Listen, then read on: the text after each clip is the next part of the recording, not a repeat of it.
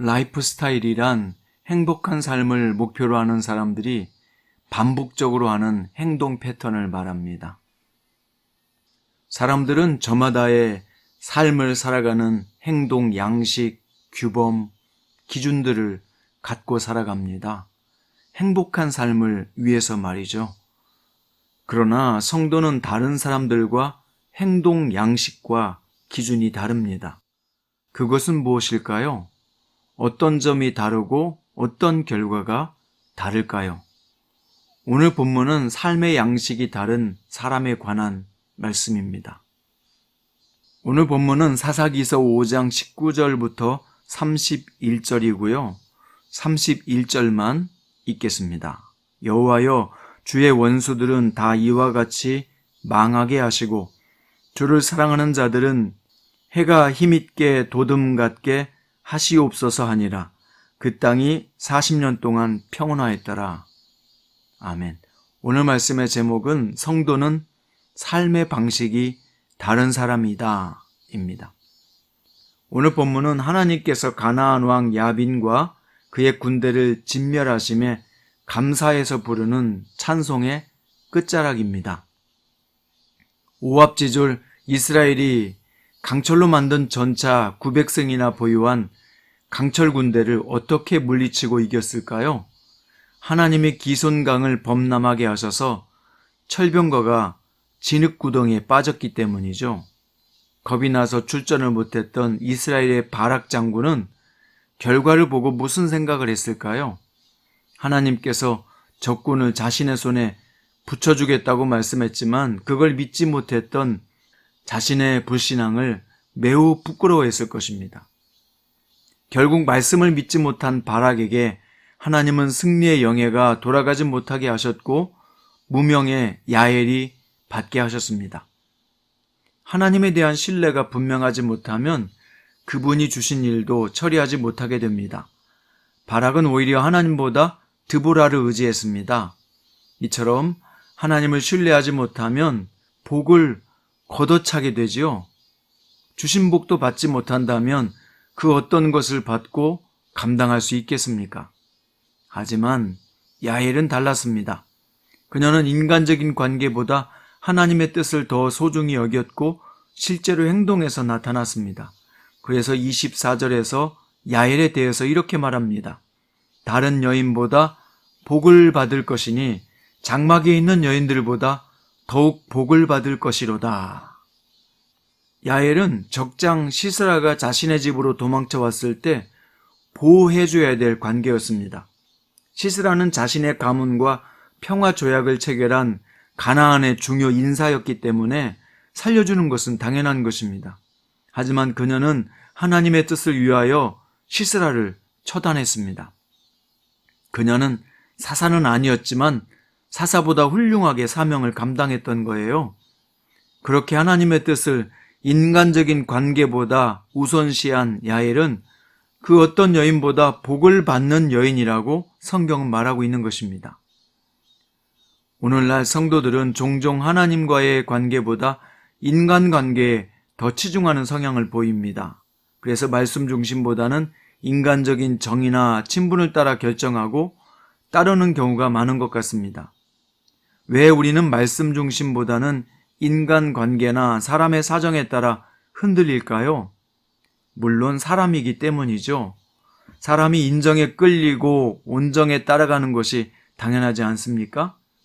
사람이 사는 동안 사람을 의지하기도 하고 사람을 두려워하기도 하고 사람을 따르기도 하는 것입니다. 그게 인생 아닙니까? 그런데 성경은 다르게 말합니다. 잠언서 29장 25절 말씀에서 사람을 두려워하면 올무에 걸리게 되거니와 여호와를 의지하는 자는 안전하리라.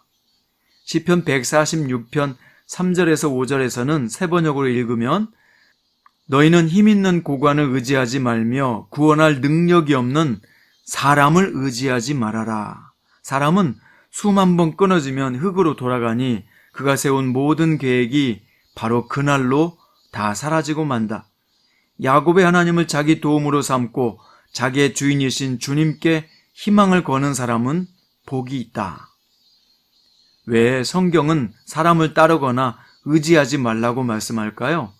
그것은 로마서 3장에서 모든 사람이 죄를 범하였기 때문이라고 말씀했습니다. 여기서 죄를 범했다는 것은 한두 가지 잘못을 저질렀다는 뜻이 아니라 완전한 죄인으로 출생했다는 뜻입니다. 죄인은 영적으로 보면 소경과 같아요. 본인의 일도 모르고 남의 일도 모르고 내일 일도 모릅니다.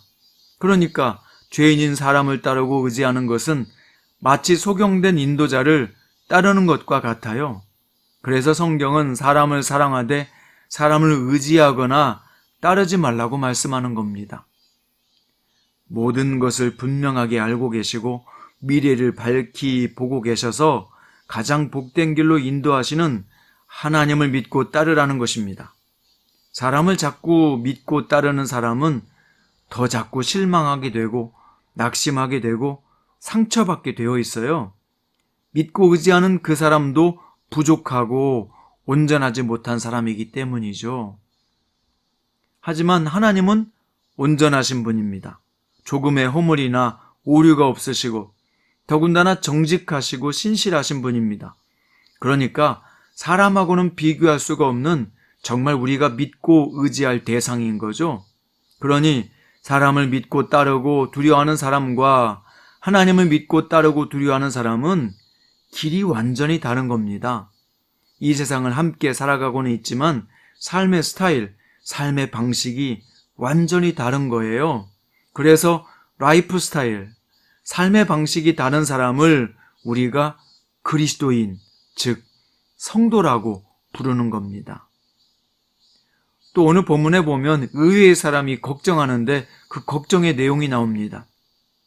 그게 누구냐면 이스라엘 편에서 보면 적군의 군대 장관 시스라의 모친이에요.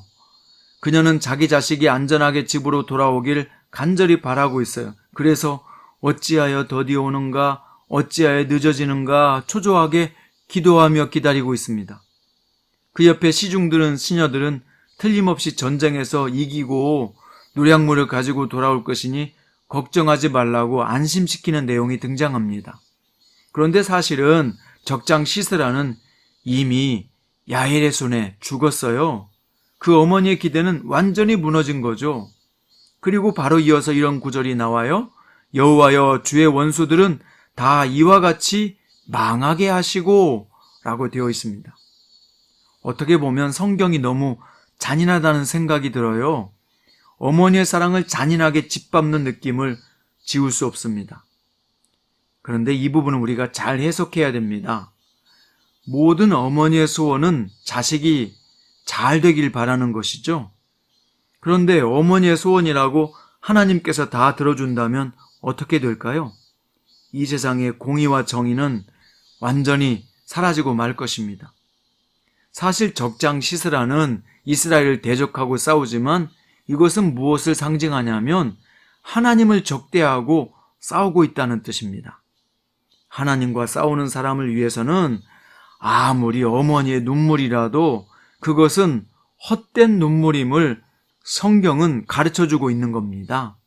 정리하면 하나님의 진리를 거스르고 방해하는 자들이 형통하게 되기를 기원하는 것은 그 동기가 아무리 순수하고 숭고한 사랑에 입각한 것이라고 해도 결코 성취되지 않는다는 것을 오늘 말씀은 보여주고 있는 것입니다.